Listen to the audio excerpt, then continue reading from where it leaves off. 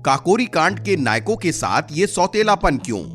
काकोरी कांड के नायकों की उनके इस एक्शन के लिए आलोचना भी की गई, लेकिन वे इसे हंसकर झेल लेते थे।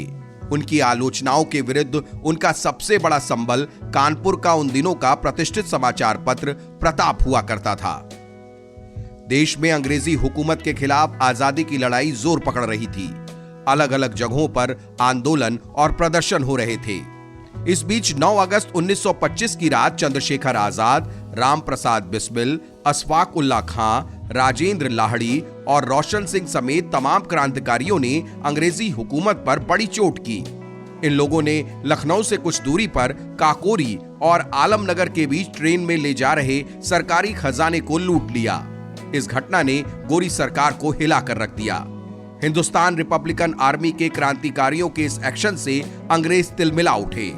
लूट के बाद चंद्रशेखर आजाद पुलिस के हाथ नहीं लगे थे, लेकिन रामप्रसाद बिस्मिल, अशफाक उल्ला खां, राजेंद्र लाहिड़ी और रोशन सिंह को पुलिस ने गिरफ्तार कर लिया।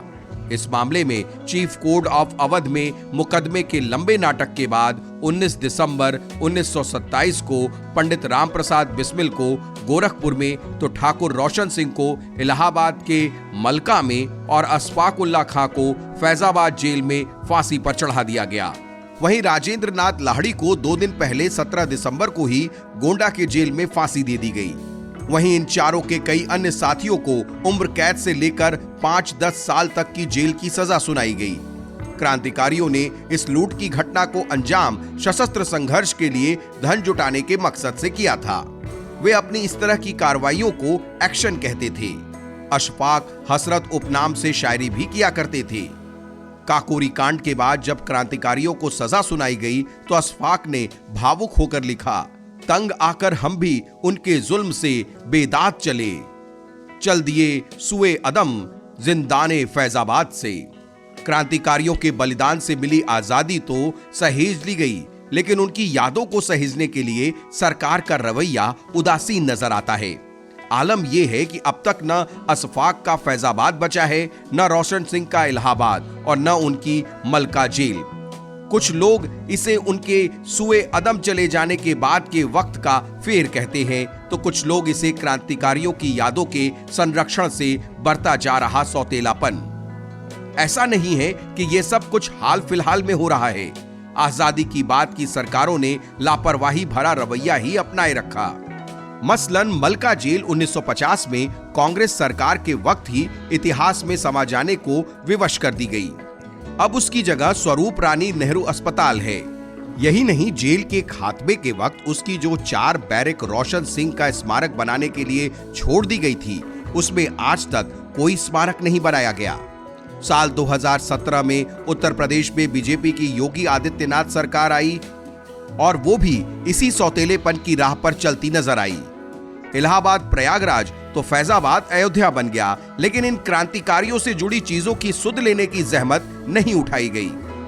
लखनऊ के 75 वर्षीय लेखक और सामाजिक सांस्कृतिक कार्यकर्ता उदय खत्री बताते हैं कि इन क्रांतिकारियों के प्रति सौतेलेपन की जड़ें नहीं बल्कि बहुत पुरानी हैं। वो बताते हैं कि हिंसा का रास्ता अपनाने को लेकर क्रांतिकारियों की खूब आलोचना होती थी। ऐसा कई बड़े लोग करते थे, इसमें कांग्रेस से जुड़े लोग भी शामिल थे, लेकिन क्रांतिकारियों पर उनकी आलोचनाओं का कम ही असर होता था। वे उसे हंसकर झेल लेते थे और आजादी के लक्ष्य से विमुख नहीं होते। अपनी आलोचनाओं के विरुद्ध उनका सबसे बड़ा संबल कानपुर का उन दिनों का प्रतिष्ठित समाचार पत्र प्रताप हुआ करता था, जिसके संपादक गणेश शंकर विद्यार्थी थे। उनका मानना था कि हिंसक और अहिंसक रास्ते का चुनाव परिस्थितियों पर निर्भर करता है। विद्यार्थी इन दिनों के धाराओं के स्वतंत्रता संघर्षों को एक जैसी अहमियत देकर प्रोत्साहित करते थे। काकोरी एक्शन के मामले में 10 साल की कड़ी सजा झेल चुके दिवंगत रामकृष्ण खत्री के बेटे उदय खत्री इस घटना के तथ्यों के बारे में गहनता से जानते हैं। इसे लेकर उन्होंने लखनऊ का क्रांति तीर्थ और काकोरी केस के क्रांतिवीर नाम से 2 किताबें भी लिखी हैं। उन्होंने लखनऊ का क्रांति तीर्थ में उन्होंने ये भी लिखा है कि भले ही गोरी सरकार को सबसे ज्यादा मिर्ची काकोरी एक्शन से लगी हो, लेकिन क्रांतिकारी आंदोलन का खर्च जुटाने के लिए किया गया ये न तो पहला एक्शन था और न ही इकलौता। 1922 की फरवरी में बहुचर्चित चौरी चौरा कांड हुआ। इससे खफा होकर महात्मा गांधी ने 1920 से जारी असहयोग आंदोलन वापस ले लिया। गांधी जी के इस फैसले से उन उत्साहित युवाओं को बहुत निराशा हुई जो आजादी के लिए किसी भी कीमत पर पीछे हटने को तैयार नहीं थे। अपनी निराशा से उबरने के लिए उनमें से कई युवा क्रांतिकारी गतिविधियों की ओर मुड़ गए। सचिंद्र नाथ सान्याल ने 1923 में क्रांति करने के मकसद से हिंदुस्तान रिपब्लिकन एसोसिएशन का गठन किया। इस दौरान उन्हें महसूस हुआ कि इसे चलाने के लिए बड़े धन की जरूरत पड़ेगी। अगर चंदा इत्यादि मांगते हैं तो इस गुप्त संगठन और उसकी योजनाओं का भेद खुल सकता था। इसीलिए अमीरों से धन छीनने को ही एकमात्र रास्ता मानकर एक्शन की कमान हिंदुस्तान रिपब्लिकन आर्मी के सेनापति पंडित राम प्रसाद बिस्मिल को सौंपी गई। बिस्मिल के नेतृत्व में 1924 में 25 दिसंबर को पहला एक्शन पीलीभीत जिले के बमरौली गांव के रईस बलदेव प्रसाद के खिलाफ किया गया। इसमें चंद्रशेखर आजाद, अशफाक उल्लाह खां, मनमनाथ गुप्त, सचिंद्र नाथ बख्शी भी शामिल हुए। इन क्रांतिकारियों को लगा कि उनके पीलीभीत के पहले एक्शन से देश की पस्त राजनीति में भूचाल आ जाएगा, लेकिन ऐसा नहीं हुआ। अंग्रेजी सरकार ने भी इस एक्शन को किसी आतंकित करने वाली लूट जितनी ही तवज्जो दी। इसके बाद क्रांतिकारियों ने 28 जनवरी 1925 को द रिवोल्यूशनरी नाम का एक पर्चा बांटा। न सिर्फ भारत बल्कि वर्मा, श्रीलंका में भी उन्होंने ऐलान किया कि वे आतंकवादी नहीं हैं और न ही अराजकतावादी, लेकिन अंग्रेजों और उनके किराए के गुर्गों को देश में वो जो चाहे कुछ भी करने नहीं दे सकते। इस पर्चे से अंग्रेज सरकार बेचैन हो उठी। क्रांतिकारियों ने और चोट की। 9 मार्च 1925 को पीलीभीत जिले के बिजपुरी गांव और 25 मई को प्रतापगढ़ जिले के द्वारिकापुर गांव में पैसे जुटाने के लिए एक्शन किए गए। इन एक्शनों से भरपूर सनसनी फैली और क्रांतिकारी उद्देश्यों की चर्चा में आने की मंशा भी पूरी हुई। लेकिन मुश्किल ये थी कि चर्चा तो थी, लेकिन जितने धन की जरूरत थी वो नहीं मिल पा रहा था। इसके बाद तय किया गया कि किसी बैंक या रेल खजाने पर कुछ इस तरह का एक्शन लिया जाए।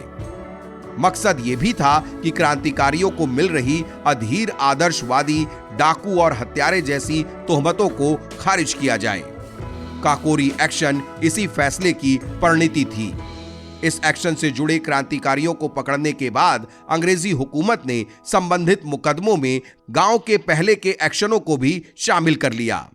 अंग्रेजों ने उन्हें भी सजा दिलवाई जो इसमें शामिल नहीं थे। काकोरी कांड के बाद इसमें शामिल क्रांतिकारियों को जोर शोर से अनुत्तरदायी, अधीर आदर्शवादी और डकैत कहा जाने लगा। लेकिन गणेश शंकर विद्यार्थी ने अपने प्रतिष्ठित पत्र प्रताप में बेहद मार्मिक संपादकीय लिखकर इन संज्ञाओं का प्रतिकार किया। इस संपादकीय का एक अंश कुछ इस तरह से है।